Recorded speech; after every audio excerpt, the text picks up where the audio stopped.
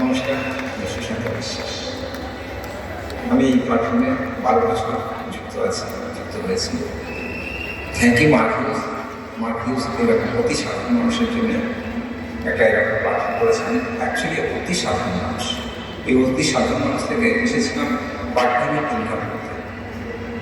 Part টাইমে income করতে করতে ফুল টাইমার হয়েছে 4 মাসের মধ্যে এবং কন্টিনিউ করতে থাকে। প্রথমে পাইলস স্বাস্থ্য ইন্ডিয়ার ফাউন্ডেশনের সাথে আছে।